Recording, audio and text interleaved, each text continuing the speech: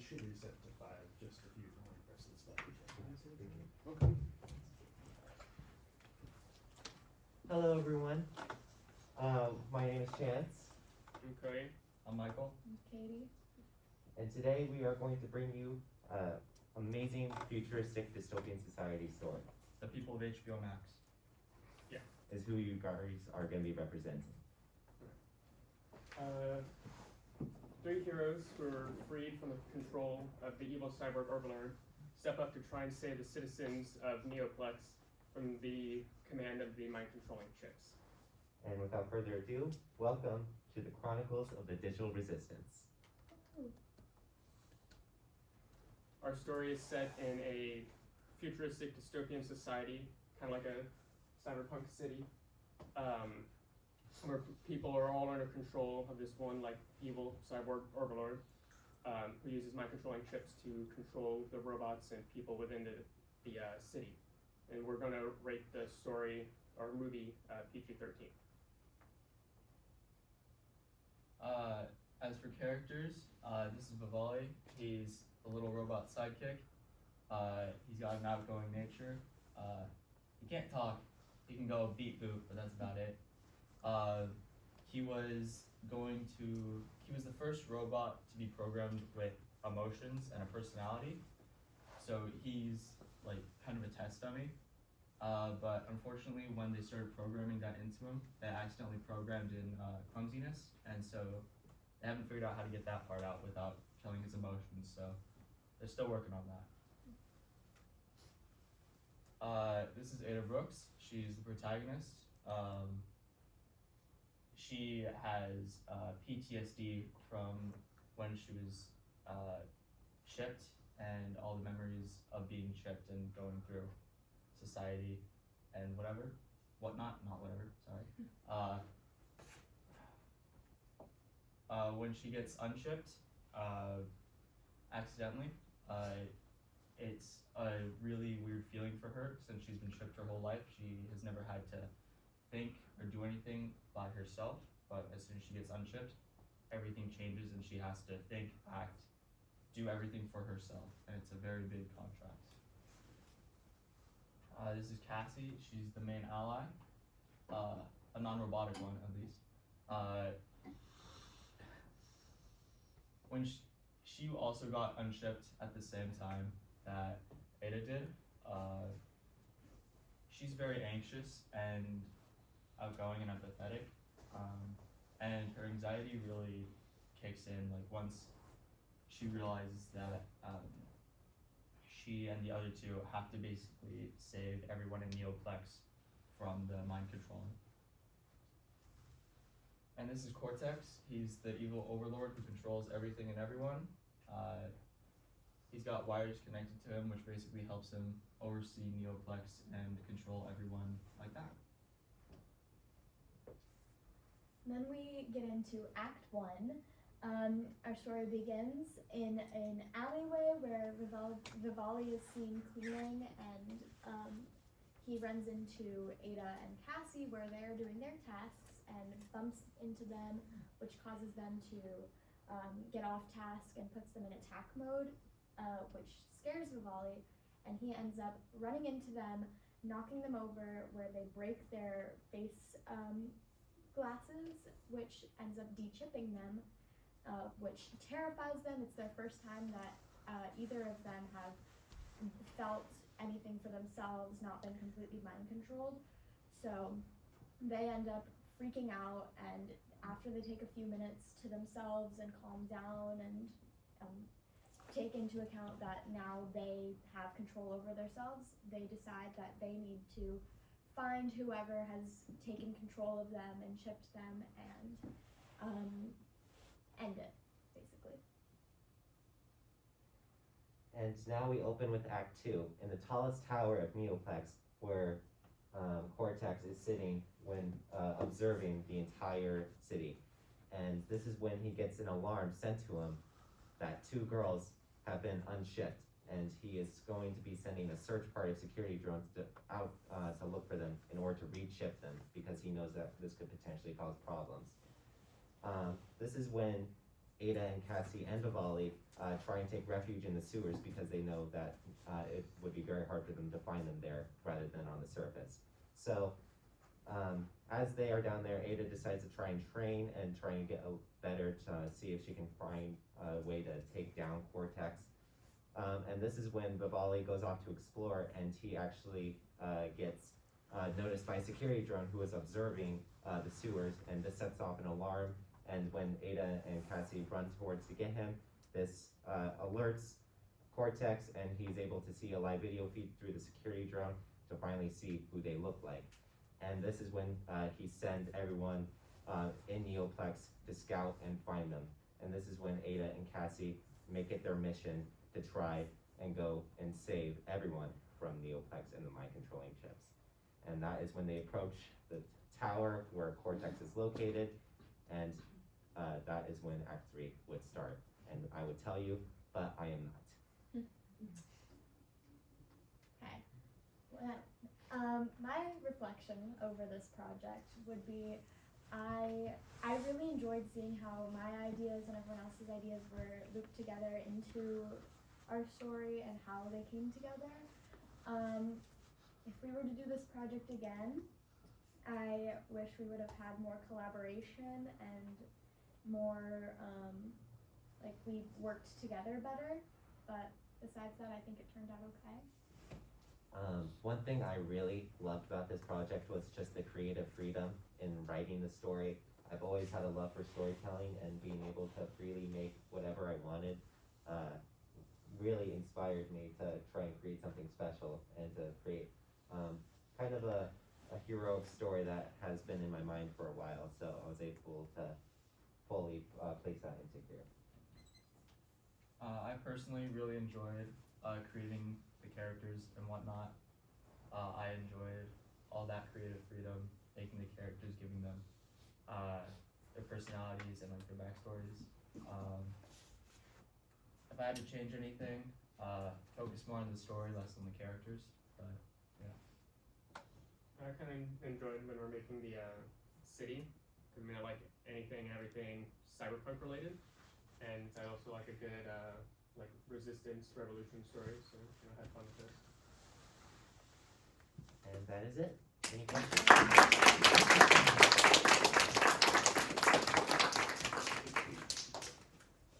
Eli? What is Cortex's like goal? Like what's his motivation for keeping everyone enslaved? I got you. I was going to explain, but I saw the time and I realized I was taking up too much time. But basically, he sees that humans are slow and inferior to robotics. So he wants to basically, for every human that's born, he wants to give them cybernetic replacements and have robots become like the main race. So that way his society can become a much more efficient and sustainable for the years to come. Felicia? Is there nature in this world? Barely any left. Not really. It's all been taken over by by like buildings and tech and stuff. Will? Do the people of the city know that Cortex is controlling all of them? No, they're chipped since the minute that they are born, so none of them have their own free thoughts, will, movement, anything. It's kind of like the Matrix. It's just they only know what they've been told, So they're unable to rebel. or think for themselves or anything. In this world, how big is it, like on a scale? Is it like the size of like LA, or is it like the whole like is it like a full country, or like are there other cities like this in the same like world? Yeah. It was kind of hard to decide that. I kind of imagined this being like a city that just spreads throughout the whole world, and I feel like at this point, because the year that the city takes place in is the year 5027, so we've lived a long time, and I feel like at this point everything would just be taken over. Alright, so it's just one. Yeah, it's just Annie? Did this world develop from ours, and if so, how? And then also, how did Cortex come into power? Yeah, it did. It's this world. Cortex. I don't exactly. How did it come to power? So, in my vision, Cortex was just a normal Joe like the rest of us, but he was obsessed with mechanics, technology, and he worked at like a simple 9 to 5, and he saw how insufficient everything was, and how humans take forever to do things, and the emotions get in the way, and he didn't really like that. And so he would start experimenting on more machines to see if he could have them do stuff for him. And he really liked that idea, and he wanted to replace humans with machines, but he know he couldn't just get rid of the whole human race. So he gave them exoskeletons later on in the story. And as for Cortex himself, he wanted to be as much machine as possible. He is obsessed with machines. So the only human aspects of him left when you saw what he looked like is his brain, heart, lungs, and his left kidney. So that's basically how he came into power. Yeah, Felicia? Wait, what's the city called again? Neoplex. Neoplex. Is it a hive mind, essentially? Kind of, yes. Okay. Cool. Yeah. Which parts of everybody's narrative, world building essays were kind of taken into this? We didn't really Kind base it of off none. of- Yeah. Yeah. None of ours were really related to anything like this. It's just a little idea. Sophie?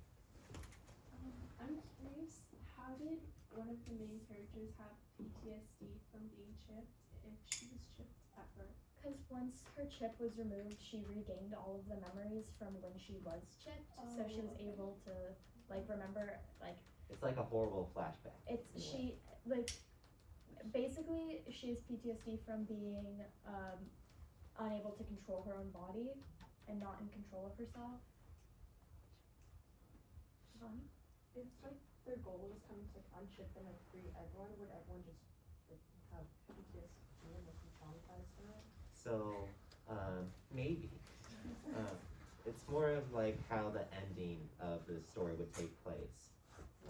When everyone would be freed, if they would, I don't know. Maybe. Would not have three. Yeah, Tyler? What was your protagonist? How did your protagonist get PTSD? Kind of just developed when she was unchipped. Can't really explain that too well. We didn't really fully think that through. When she was unchipped, if she regains all of the memories, she gets those flashbacks of she's traumatized by not being able to be in control of her own body. She's She's like part cyborg? No. No? it was just a mind control chip, and then once that was taken out, she regained all of her old memories, and she's able to think for herself for the first time, and it's terrifying. Sofa? Does the PTSD interfere with her ability to kind of defeat this guy, or is it more just a side story? It's more of like a side thing where she needs to work on developing it and trying to overcome it, because it's kind of like a bunch of fears of when she was controlled, but that fear kind of sparks her determination to try and free everyone from this, because she knows how traumatic it was to be chipped and not being able to control herself, so she doesn't want that for anyone else in the world. Mr. Flynn? So your images that you use for this thing, were they hand drawn? Were they AI generated? How many prompts did you use? Mostly. Some of them were AI, some of them were hand drawn. And so is this the actual vision that you have for the visual of it, or are you just gonna leave it up to us, in production when we actually make this thing? It was kind of my vision with some of the images, like of the city. If some things wanted to be slightly tweaked, then we would have no issue with that, but this is our main vision. Okay. In other words, you're okay with us tweaking your art? Yes. Don't tweak it too much. Yeah. What happens in Act 3? Oh, should we say? Go ahead. All right. So I'll give you a very quick rundown. Basically, Ada and Vivali are the ones who go up into the main tower. And since Cortex was the one saying, ordered everyone to go after these two. Cassie was going to distract as much of them as possible, so Ada and Vivali could go and stop Cortex. So on their way to the top of the tower where Cortex is located, if you can maybe go back to that image.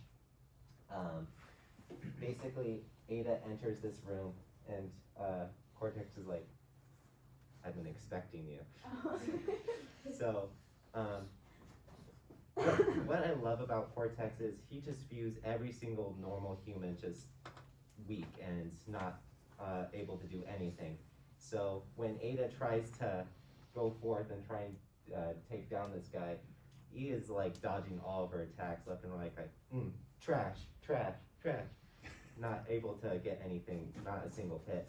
And just giving us like a monologue on just why he did this and why everything he did was to eliminate humans as a mental base. And that is when Ada is actually able to land a hit on him, and this pisses him off. So he knocks her back and uses his cybernetic abilities that he has built into himself. And this severely injures Ada. And one thing about all of the security bots and janitor bots and all of the normal bots except for humans is that they all have like a self-destruct feature. So when they feel threatened or when they need to eliminate something, they are able to just quickly take care of that by self-destructing. And so as Cortex is about to finish off Ada, Vivali just has this slight vision of what he needs to do. So he runs to Cortex and grabs onto him and doesn't let go at all and is just severely grabbed onto him. And as he's trying to shake him off, he is ushering Ada to run and to leave and go. And that is when he initiates his self-destruct feature. And as the timer is counting down, Ada is running and she's crying. She's like, no, please, we can figure something else out. But Vivali just gives a simple wave, and that is when he explodes and destroys Cortex. Oh my gosh! And then everyone's free. And They're all connected to Cortex.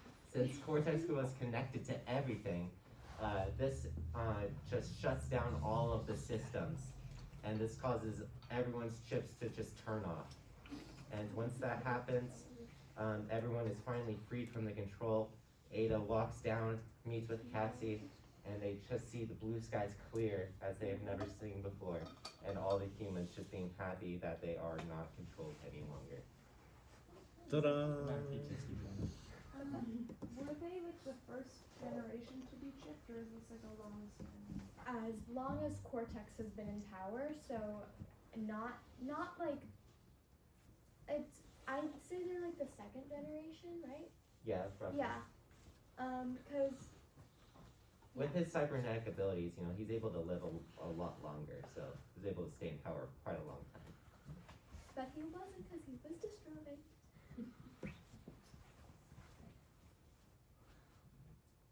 It sounds like your story vision has really interested this audience, so just be mindful, like all the great questions and the interest that this idea inspired, so you should feel really good about that.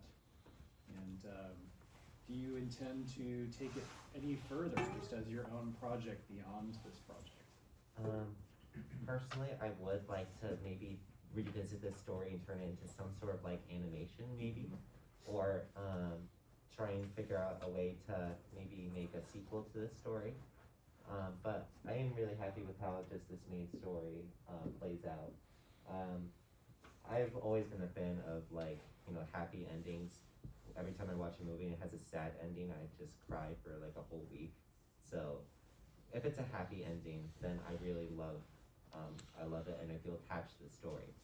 So that's why I wanted to try and create this story about a rebellion and a fight for freedom. Okay, thank you.